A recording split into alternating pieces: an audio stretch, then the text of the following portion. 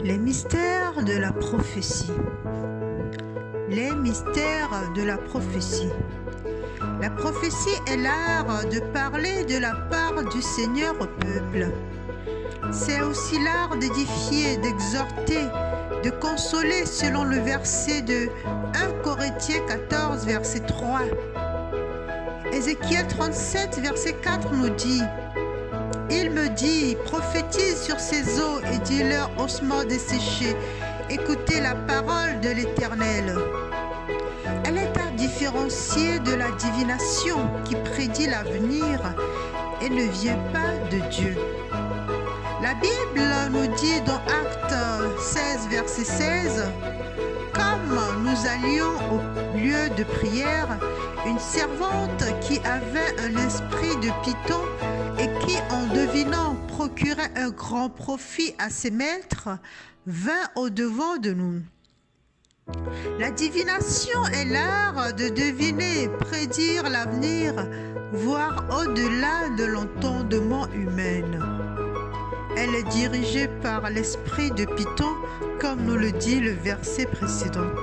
D'autre part, la prophétie peut aussi révéler les pensées ou l'état du cœur des assistants et par là en amener certaines personnes à la repentance et être un encouragement pour d'autres. La prophétie est dirigée par le Saint-Esprit et la divination par le monde des ténèbres. Elle se démarque en 3 parties, à savoir le don de prophétie, le ministère de prophétie, ainsi que l'esprit de prophétie. Le don de prophétie est dérivé du don de prophétie que tout chrétien né de nouveau et habité par le Saint-Esprit peut avoir. 1 Corinthiens 12, versets 8 à 10. Le ministère de prophétie, par contre, tout chrétien n'est pas prophète, car le ministère de la prophétie est un appel que tout le monde ne peut pas avoir. Éphésiens 4, verset 11. L'esprit de prophétie, nous avons aussi l'esprit de prophétie qui peut agir en un temps déterminé dans n'importe quelle personne, qu'il soit chrétien ou non, saisi par l'onction prophétique.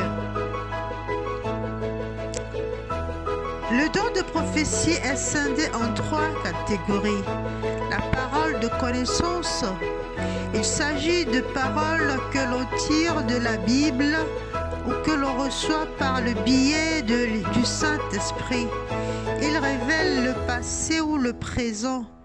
Jésus lui-même expérimentait ce don. Jean 4, verset 8. Car tu as eu 5 maris.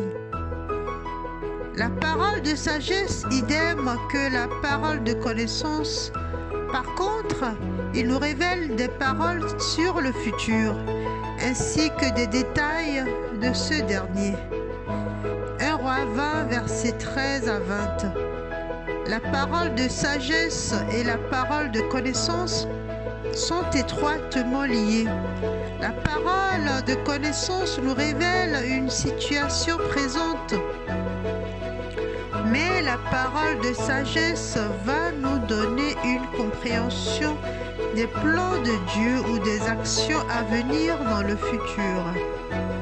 La parole de révélation, toute la révélation est pour vous comme les mots de livre cachetés que l'on donne à un homme qui sait lire en disant « Lis donc cela » et qui répond « Je ne le puis ».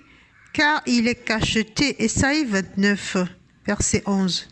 Il s'agit soit d'une image, soit d'une parole.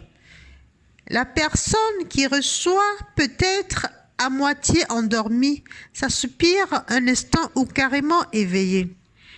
À partir de l'instant où tu lis ce message, je prophétise que l'Éternel t'ouvre les yeux et t'accorde ce don afin que tu puisses saisir le sens de certaines choses. Au nom puissant de Jésus-Christ de Nazareth, reçois-le. Amen, amen.